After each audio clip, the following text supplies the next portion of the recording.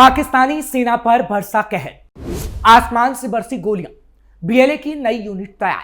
पाकिस्तान में आसमान से गोलियां बरसी और तो और बीएलए की नई यूनिट तैयार हो गई है, जिसने पाकिस्तानी सैनिकों के लाशों के ढेर बिछा दिए हैं। ये यूनिट बेहद खतरनाक है, जिससे मुनीर भी घबराया हुआ है और वो पाकिस्तान के अंदर ही बलूचिस्तान में नहीं जा पा रहा, क्योंकि उसे डर है कि वो बलूचिस्तान गया तो उसको गोलियों से भून दिया जाएगा। आज हम बीएलए की उस यूनिट के बारे में बताएंगे जो पलक झपकते ही पाक सैनिकों को आग का गोला बना भस्म कर देती है। नमस्कार, कैपिटल टीवी का खास शो कच्चा चिट्ठा देख रहे हैं आप। मैं हूं आपके साथ हर्ष भारद्वाज। पाकिस्तानी अशांत प्रांत बलूचिस्तान में पाकिस्तानी सेना की मुश्किलें आने वाले दिनों में और बढ़ने वाली है।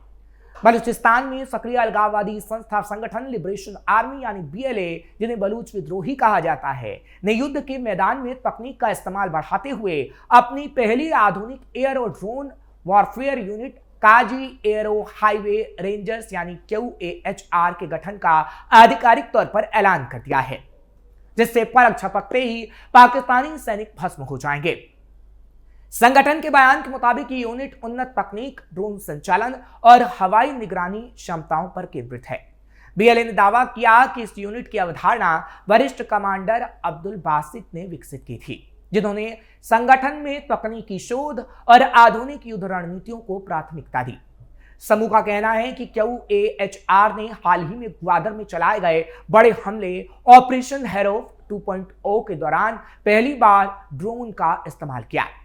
संगठन के मुताबिक इस ऑपरेशन में सैन्य प्रतिष्ठानों, बंदरगाह सुविधाओं और संचार ढांचे को निशाना बनाया गया, जिससे पाकिस्तान को बड़ा नुकसान पहुंचा। बीएलए ने वीडियो की जारी, मुनीर के उड़े होश। यूनिट की घोषणा के साथ बीएलए ने करीब 2 मिनट का एक वीडियो और तस्वीरें जारी की। वीडियो में पहाड़ी इलाकों में 2 हथियारबंद सदस्यों को ड्रोन परीक्षण करते हुए दिखाया गया, जिससे पाकिस्तान के होश उड़ गए। इसके बाद फुटेज में ग्वादर के ऊपर कथित तौर पर ड्रोन उड़ान के दृश्य दिखाए गए, जिससे बम गिराए जा रहे थे, जिन्हें ऑपरेशन हेरोफ 2.0 से जोड़ा गया। विश्लेषकों का मानना है कि अगर यह दावा सही है तो पाकिस्तान के लिए काफी मुश्किल होने वाली है और इस क्षेत्र में पाकिस्तान की सेना कभी नहीं घुस पाएगी, क्योंकि जिस तकनीक का इस्तेमाल बीएलए कर रहा है वो काफी खतरनाक है, जो पाकिस्तान की सुरक्षा एजेंसियों के लिए नई चुनौती खड़ी कर रही है, खासकर उन इलाकों में जहां पहले पारंपरिक गोरिल्ला हमले ज्यादा देखे जाते थे।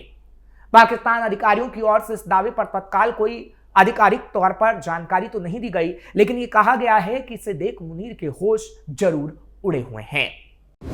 ऑपरेशन हेरोफ 2.0 क्या है? पाकिस्तान इस समय उस बड़े हमले से परेशान है जिसे बलूच लिबरेशन आर्मी ने ऑपरेशन हेरोफ 2.0 का नाम दिया। बलूच लड़ाकों की ओर से चलाया जा रहा यह अभियान पाकिस्तानी सुरक्षा व्यवस्था के लिए अब तक की सबसे बड़ी चुनौती बन चुका है। बलूचिस्तान के कई इलाकों की स्थिति अचानक बदल गई है और कई जगहों पर पाकिस्तानी सेना का नियंत्रण ढहने लगा है, यानी पाकिस्तान की सेना वहां से भागने लगी है। बलूच संगठन के दावे के मुताबिक ऑपरेशन हेरोफ 2.0 के तहत उनके लड़ाकों ने एक साथ 14 अलग अलग शहरों में 48 टारगेट्स पर हमला किया। इन हमलों में पाकिस्तानी सेना, पुलिस और खुफिया एजेंसियों से जुड़े ठिकानों को निशाना बनाया गया। संगठन का दावा है कि इन बड़े हमलों में यानी तमाम बड़े हमलों में अब तक 1184 पाकिस्तानी सैनिक मारे गए हैं और अब इस्लामाबाद में उनका टारगेट है कि ब्लास्ट किया जाए, जिससे पाकिस्तान को उसकी औकात पता चल जाए। हालांकि बलूचिस्तान की बात करते हैं तो क्वेटा, नुस्की कलाब, दलबदीन, खारन, पंजकुर, ग्वादर और पशनी जैसे कई महत्वपूर्ण शहरों पर अपनी पकड़ बीएलए ने बना ली है, जिसमें पाकिस्तानी सैनिकों को आते ही भून दिया जाता है, उन्हें भस्म कर दिया जाता है।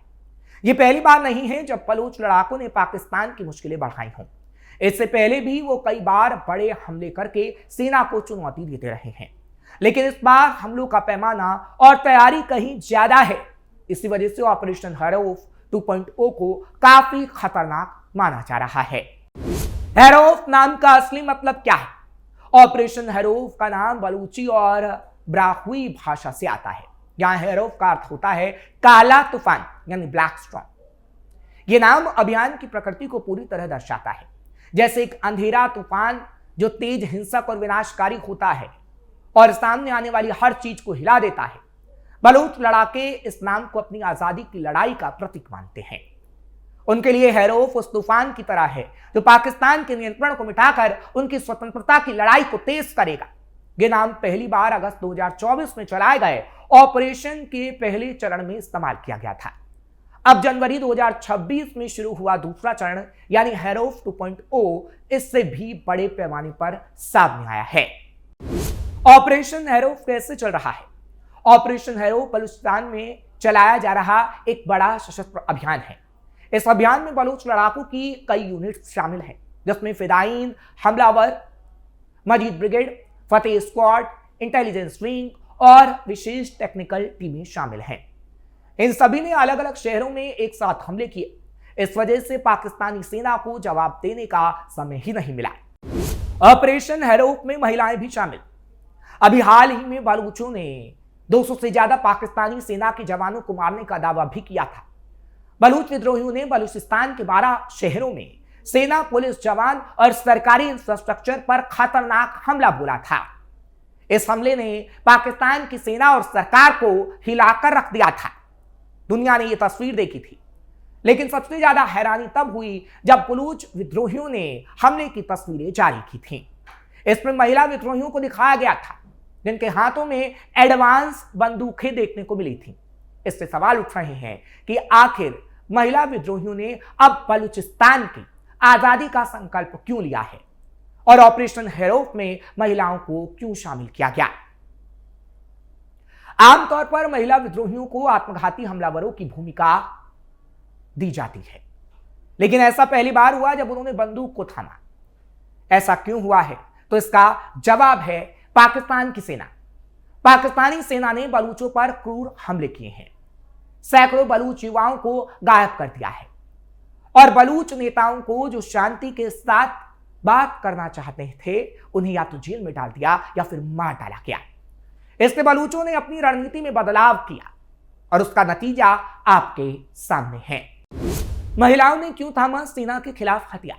पाकिस्तान की पॉलिटिकल साइंटिस्ट आयशा सिद्दीकी ने लिखा है कि यह देखना जरूरी है कि जब महिलाएं किसी विद्रोह का हिस्सा बनती हैं तो इसका क्या मतलब होता है।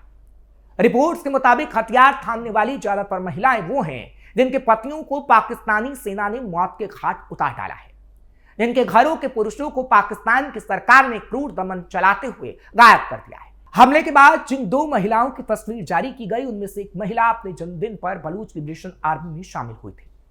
इनमें से एक की पहचान 24 साल की आसिफा मिंगल के रूप में की गई थी।